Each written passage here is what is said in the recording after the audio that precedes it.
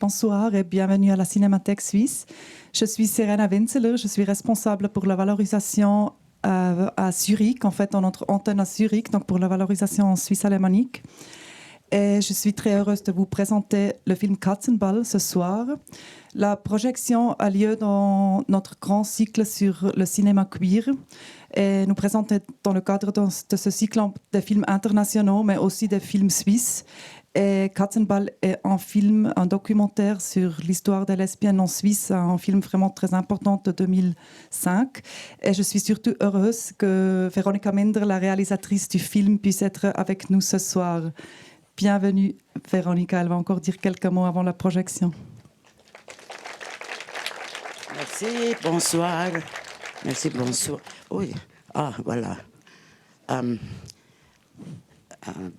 Bienvenue et merci d'être venu. J'ai pas voulu oublier que le titre du film, il est pas Katzenball, à la limite, il est Le bal des chats sauvages, puisqu'il y avait une disco à Genève où toutes les lesbiennes suisses sont venues de Saint-Gall, du Tessin, parce que c'était la seule disco pour femmes dans les années 70.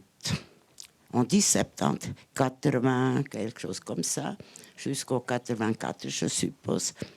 Et, alors, c'est pour ça que le film s'appelle comme ça.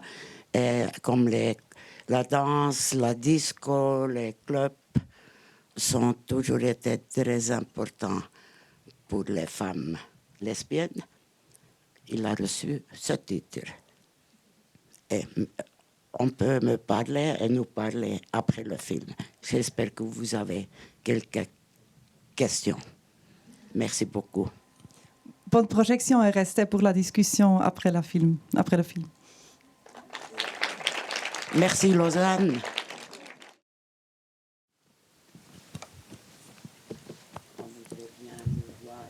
Un tout petit peu, oui. Tu pourrais faire la lumière dans la salle, Michael? Ah, ja, ça, je dois Tu pourrais faire la lumière dans la salle, s'il te plaît? Elle a demandé. La lumière dans la salle? Oui, elle a dans la salle. Dans la salle? Pardon, elle a demandé. Alors, c'est une 2000... excusez-moi. Alors, on a tourné avec les dames 2004. 2003-2004, et parce qu'on était dans le schnitt, ça s'appelle comment? Le montage. On a fait un montage presque plus qu'un demi-an. Le film, c'est le montage qui a fait le charme, avec tous les extraits des classiques et tout ça. C'était le montage, les photos, le rythme. C'était 2003. Et puis, j'étais à Soleure 2005. Et à Berlin, mais nous, on était, parce que c'est un travail de groupe, le cinéma, toujours. Je crois, à côté du congrès de Pinguine, ça s'appelait comment en fait? Oui, de Hans-Ulrich Schlumpf, oui. Le congrès des pingouins, je pense. Combien? Le congrès des pingouins, je pense. Vous avez vu le congrès de pingouins?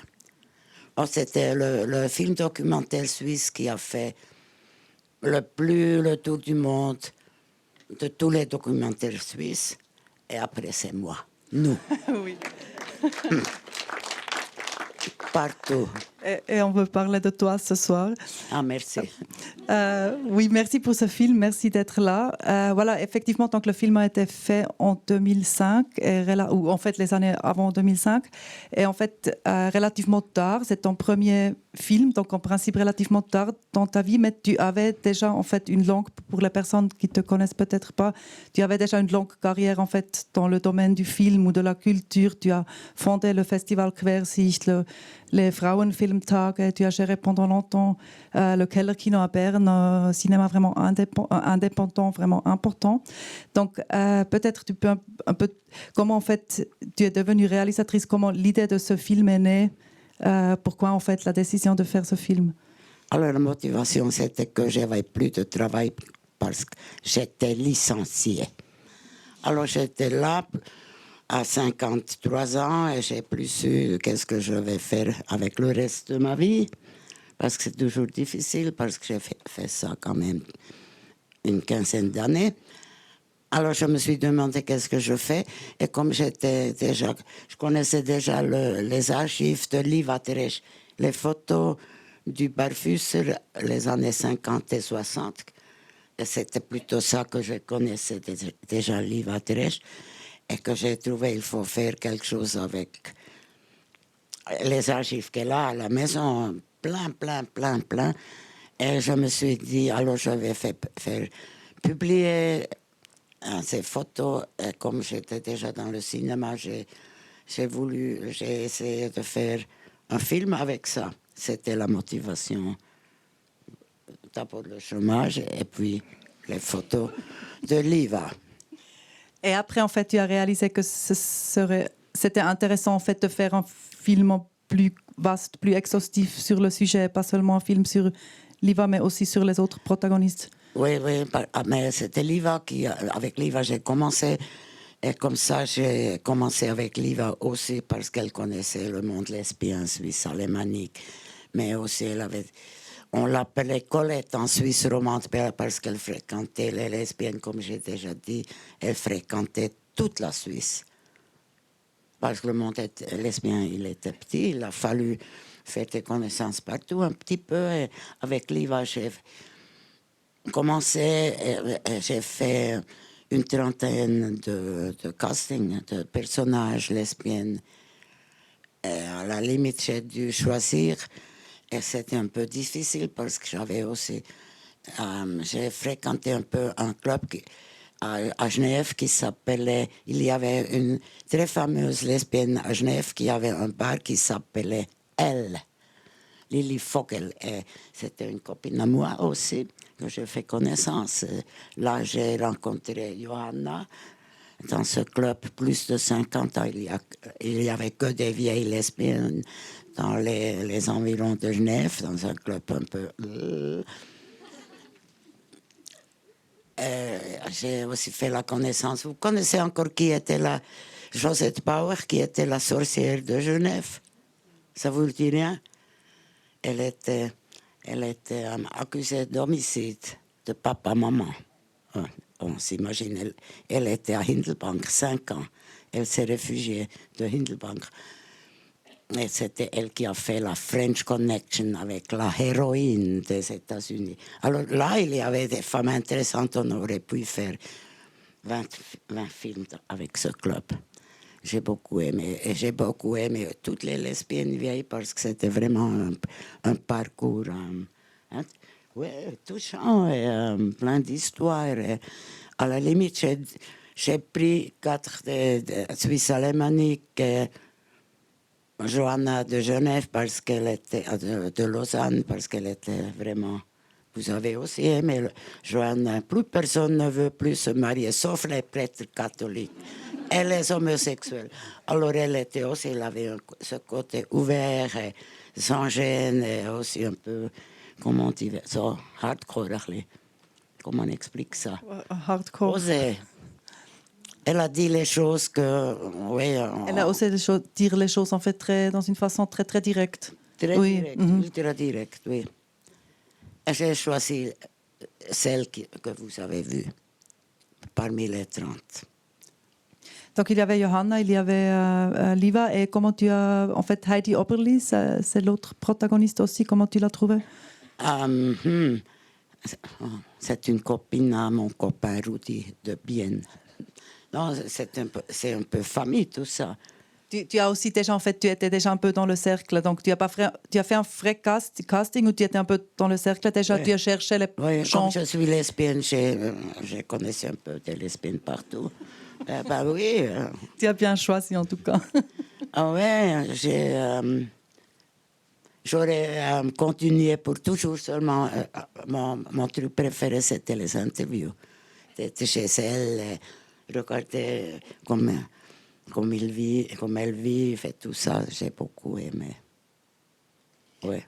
Oui, en fait, une partie de ces entretiens que tu n'as pas utilisés dans le film sont aujourd'hui dans les archives sociales à Zurich et ils sont Oui. en ligne, donc il y a encore plus de matériel si vous êtes intéressé.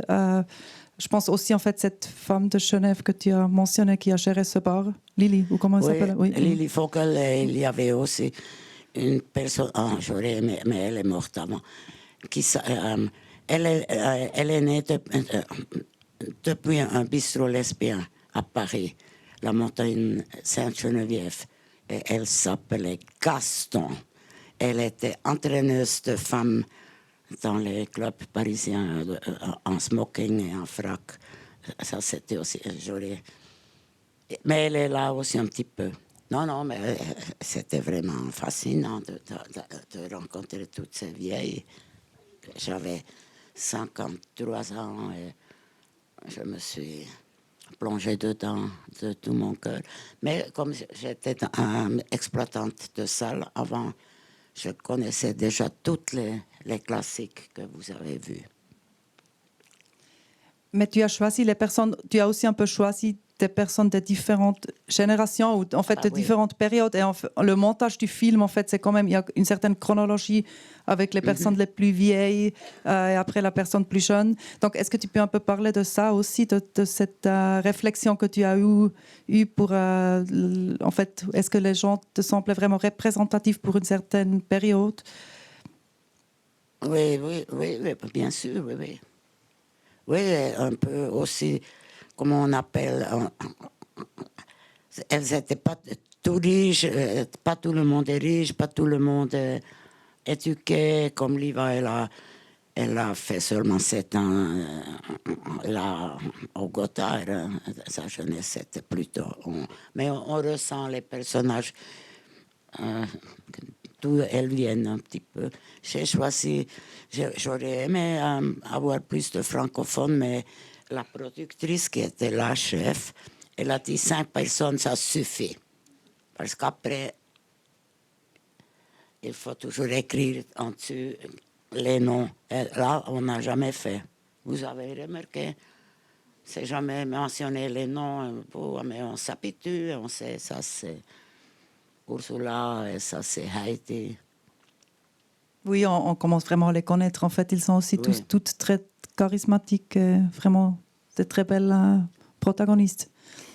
Oui, peut-être tu peux aussi un peu parler en fait, ta recherche d'archives et donc il y a vraiment une très grande diversité des documents, des photographies, des extraits des films. Musique. Musique, oui. Est-ce que tu peux parler un peu de ça aussi? Alors, comme j'ai travaillé longtemps dans la recherche et dans le cinéma, alors je connaissais déjà presque tous les films à cause que j'ai fait Frauenfilmtage à Berne et à cause que j'ai fait connaissance des professeurs de cinéma à Francfort et à Zurich. Et j'ai fait des cycles de films comme 100 ans de cinéma de femmes. Alors, toi, tu connais aussi beaucoup de classiques. On commence à... ce qu'il faut dire, j'ai un très bon... J'ai le bonheur d'avoir un souvenir, non, une connaissance. Moi, les images, ça me retient, les images. Oui. Une bonne mémoire oui, Oui, visuelle. comme tous les baisers de femmes. On dit baisers? Oui, je crois, oui. Oui, c'est ça. Alors, la petite collection des baisers classiques, alors je connaissais déjà tout. Et ce qu'il faut dire, c'est que j'avais le montage, le jeune homme qui a fait le montage hétérosexuel, il est venu à Zurich, là, au vidéo Laden, tous les matins, vers 9h30. Il avait déjà fait 2 heures de yoga chaque matin. Alors, c'était quelqu'un qui est hétérosexuel, mais il a vraiment aimé le sujet. Ça se sent un peu, oui, parce que c'est lui qui a fait le grand travail. Oui, le montage est vraiment très, très beau. Oui, il est très musical. En fait, il y a un microphone, donc si quelqu'un veut poser une question, vous êtes en...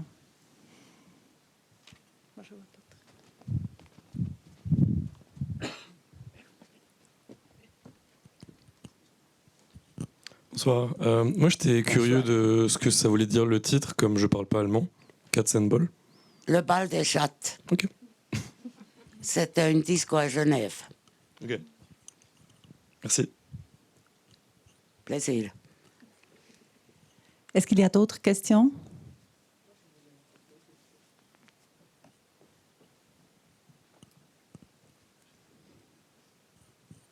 Pardon, la photo qui est sur l'affiche, là, le jeune couple qu'on a vu en dernier, mais ils sont tellement modernes qu'on n'aurait pas jamais pensé que c'était filmé en 2005. Est-ce que c'est vraiment aussi en Le 2005? commencement, quand ils dansent sur la terrasse.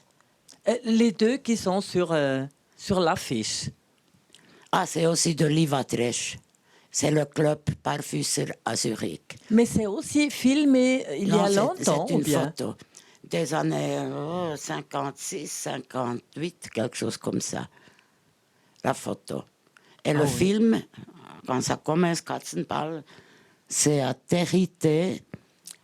Et j'ai trouvé dans la...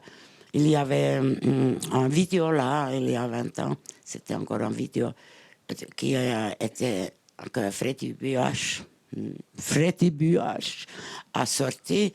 Le cinéma suisse, il a fait plusieurs éditions de ces vidéos avec des courts-métrages de la cinémathèque qu'on n'a jamais vus. Alors c'était ça. Merci. Et je suis tombée amoureuse tout de suite de cette image. Bonjour. Bonjour. Bonsoir. Bonsoir, pardon. J'étais extrêmement touché par votre film, particulièrement les témoignages des personnes, parce qu'en fait, elles sont toujours un peu dans les marges, et puis on sent que c'est des gens qui voulaient être acceptés. Justement, il y a le côté vraiment très politique, avoir les mêmes droits. Et je trouvais que c'était bouleversant quand elles parlent à la fois de quand elles font la fête, et puis en fait des moments où elles sont... elles savent pas trop sur quel pied danser en termes de marge. Enfin, voilà, c'est pas vraiment une question, mais si vous voulez plus développer, si vous voyez des thématiques qui revenaient des interviews, mais en tout cas vraiment très touché, quoi. Mais Ah, c'est un peu vite. désolé. Non, quand même, merci, mais j'ai pas tout compris. Je parle trop vite, je suis désolé. C'est juste que le film était très... Le film est très beau. Il y a votre film, il y a les archives de films, et il y a aussi les interviews. Donc, comme parfois je parle trop vite, mais il y a un film qui s'appelle Fucking Åmål qui est sorti en 99 en Suède. Ah oui, j'ai vu Voilà. Fucking Åmål, mais c'était jeune, non? Exactement. Et en fait, ce film, je sais qu'il a eu plus de succès, autant de succès que Titanic, par exemple, quand il est sorti en Suède. Mais moi, j'ai trouvé très beau parce que c'est vraiment le côté la ville, la campagne qui se rejoignent. Et après, j'étais touché par les entretiens que vous avez filmés, quand les gens parlent, n'importe quelle classe sociale. On sentait que les dames, elles étaient dans les marges et qu'elles voulaient à la fois être acceptées socialement, avec la famille, politiquement. Et je trouvais que c'était très beau, comme c'était à la fois triste, parce qu'il y a des événements qui étaient tristes, mais aussi beau quand elles rencontraient des gens. Mais c'était juste si vous vouliez plus parler, ma question, des entretiens, si vous voyez des thèmes qui se rejoignaient, des choses que vous avez vécues vous-même, mais c'était aussi et surtout pour dire que c'était un très beau travail ce que vous avez fait. Voilà. Merci. Et il faut dire que j'ai hypnotisé mes protagonistes. Parce que moi, j'étais là à côté de la caméra et à la limite, elles ont oublié qu'elles étaient filmées parce que moi, donne-moi tout. Ah oui, c'est difficile de parler de sexualité avec des gens. Pas tout le monde est des amis à moi. Je connaissais un peu Haïti, je connaissais beaucoup Liva. Et Liva, elle faisait aucun problème parce qu'une fois, quand elle est là, dans son atelier de photo, quand l'image est rouge, quand elle développe les films, alors là, on avait oublié de mettre le son. Ah, ok, j'ai réalisé.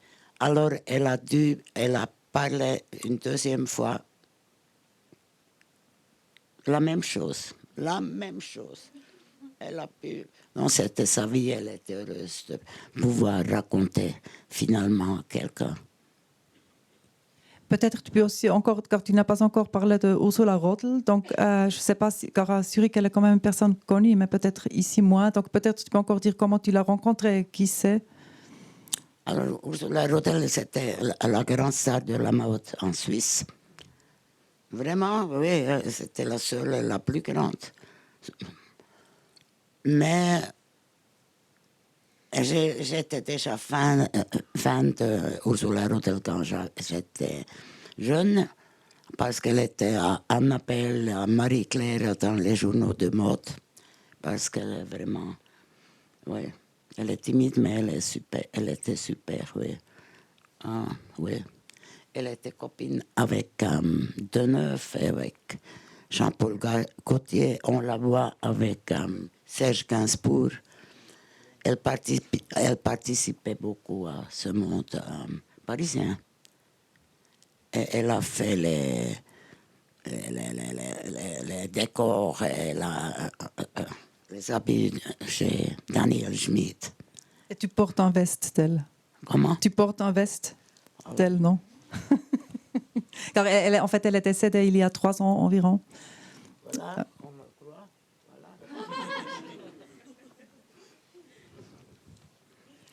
Est-ce que tu peux aussi un peu nous parler donc comment le film, la réception du film, donc où il a été montré, est-ce que je crois que c'était un grand succès à l'époque? Oui, les gens ont beaucoup aimé déjà en 2004, non 2005, à Soleure.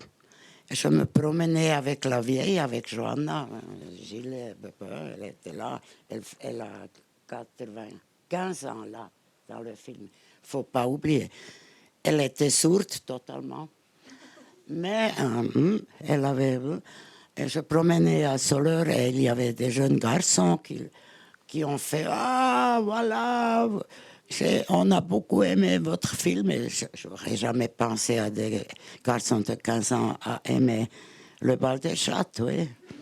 Ah oui. Mais il a beaucoup eu de succès. Et j'aurais pu, un an seulement, visiter des festivals dans le monde. Mais je n'ai pas pu... parce que je ne prends pas d'avion, je prends des trains, alors c'était difficile. J'étais quand même à San Francisco, mais là, j'ai beaucoup aimé quand j'étais à Séville. Alors, personne n'a parlé avec moi, il n'y avait pas de lesbiennes dans la salle, parce qu'ils n'ont pas osé parler avec moi et me... Fragestellerin. Te poser des questions. Excuse-moi. Ils n'ont pas eu le courage de me poser des questions. Mais quand le soir, je me promenais un peu à Séville, alors les lesbiennes sont venues et ils m'ont dit merci. Oui, j'ai aussi un peu... Maintenant, il y a 20 ans plus tard, c'est autre chose. Aussi à Séville, je suis sûre. Mais là, c'était encore un tout petit peu... on n'a pas trop osé me parler, mais j'ai fait beaucoup de projections dans les pays européens. Et aussi, en fait, un peu dans les deux contextes. En fait, donc, d'une part, le film a été montré à la Berlinale, mais d'autre part, est-ce que tu l'as aussi montré beaucoup un peu dans la subculture, donc, et peut-être des festivals féministes ou queer? Oui, voilà, oui. Aussi, mais plutôt, j'étais plutôt des festivals jeunes cinéma, moi. Jeune cinéma. Mais c'était comme ça, oui. À Séville, c'était jeune cinéma. C'était mon premier film et mon seul film.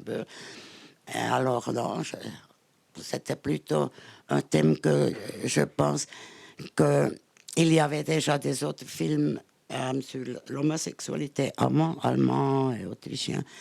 Mais comme j'ai pu raconter l'histoire des lesbiennes en Suisse, j'ai pu raconter une histoire qui n'était pas tellement mauvaise. Il n'y avait pas de Deuxième Guerre mondiale. Il n'y avait pas des milliers de morts. Il y avait toujours eu tous les lesbiennes et les gays d'Italie et de France, surtout d'Allemagne, sont revenus en Suisse. Alors là, on a toute une autre histoire et j'ai aussi voulu faire un film un peu où on peut rire, qui est un peu léger, parce que j'aime pas trop quand une histoire un peu triste, qu'il ne faut pas la raconter triste, je trouve. Parce que j'ai voulu animé aussi de rire et de ne pas prendre trop tout à fait au sérieux. Et c'est pour ça que j'ai pris des choses comme là, avec la jeune femme. Oui, mais ma productrice, elle a dit non, on ne va pas mettre ça dedans. Parce qu'il n'y a pas tout le monde qui a ri avec la jeune femme. Vous dites des noms d'hommes avec ça, alors pas tout le monde. La télévision suisse alémanique, ils ont parié sur ça. Alors, j'ai insisté, j'ai beaucoup dû insister parce que la télévision suisse alémanique était coproducteur.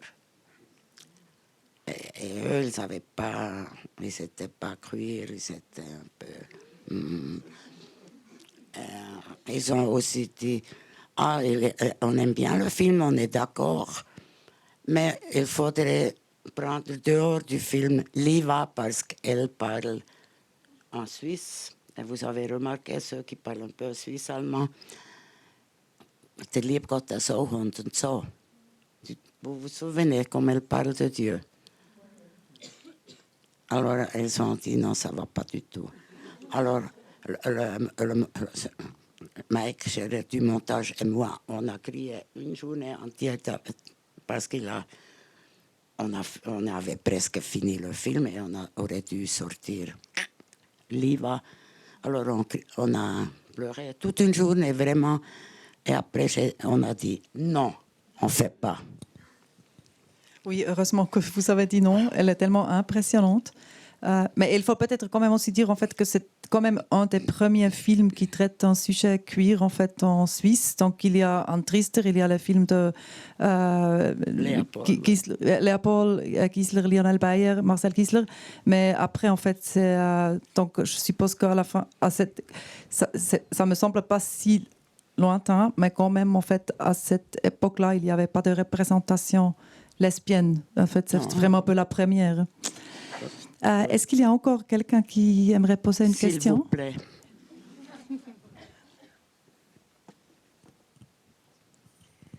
Merci beaucoup pour ce film. Vu que vous êtes pionnière un peu du cinéma queer suisse, comment c'était pour vous à cette époque avec les médias, avec les retours? Comment est-ce que le film a été reçu en Suisse? Vous pouvez nous en dire un peu plus là-dessus? C'était un succès. J'avais un peu la chance que quand on a sorti à Berne et à Zurich, il pleuvait 6 semaines, je crois. Alors il pleuvait, alors le monde est venu en salle et ceux qui étaient, ils ont dit tu peux quand même aller regarder aussi si c'est lesbien parce qu'il n'y avait pas que les cuirs qui ont bien aimé parce qu'il est divertissant, je trouve, toujours un petit peu. Ouais. Et peut-être c'est quand même aussi pour toi, est-ce qu'en fait ça a changé peut-être aussi la situation quand tu n'étais plus si jeune et tu avais déjà une carrière, tu étais déjà en fait dans le ressort, car en fait être ouverte avec ce sujet comme réalisatrice. Mais tu penses en fait c'était jamais en fait quelque chose qui était difficile ou... Je connaissais les autres salles. J'avais des copines à Bâle, les cinémas caméras, et comme ça. Non, c'est plutôt, je crois que les gens se sont divertis. Oui, je crois que c'est plutôt ça. On n'avait pas une image de lesbienne avant en Suisse. C'est quoi une lesbienne suisse? Alors là, on a vu. Oui. Et ça fonctionnait un peu partout. Le film a été très bien reçu, en France surtout. J'étais 4 semaines dans le centre. Là, il y a le centre Pompidou à Paris. Et à côté, il y a les MK2 de Mathieu Karmitz. Alors, 14 semaines MK2, c'est beaucoup pour un film suisse. Et j'étais à tous les radios parisiens. Il y a 300 radios indépendants à Paris. Et j'ai fait la connaissance des vieilles anarchistes, des personnages de tous ces petits radios. Non, j'étais aussi à Radio France avec la vainqueuse de Pink, La Voix. il y avait moi et La Voix. Vous connaissez La Voix en France? La Voix. The Voice, non? Vous ne regardez jamais les mauvaises choses. Moi, j'étais avec elle avait 16 ans, quelque chose comme ça, et moi. Elle était aussi lesbienne, c'était pour ça. Non, c'était vraiment un grand succès européen et mondial. Pour un documentaire suisse, il ne faut pas oublier. Et pour un film, je crois que c'est parce que j'avais la chance de vraiment de faire quelque chose comme un film féministe. Madame. Also,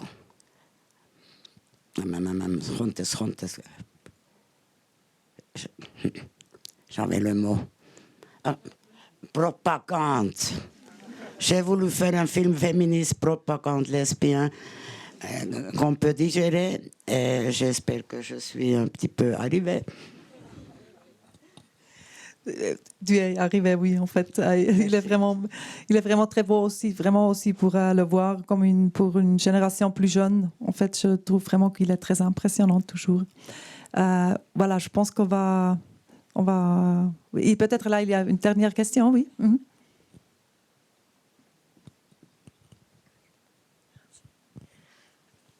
Vous avez dit que vous avez parlé aussi avec beaucoup d'autres personnes que vous auriez voulu inclure dans le film.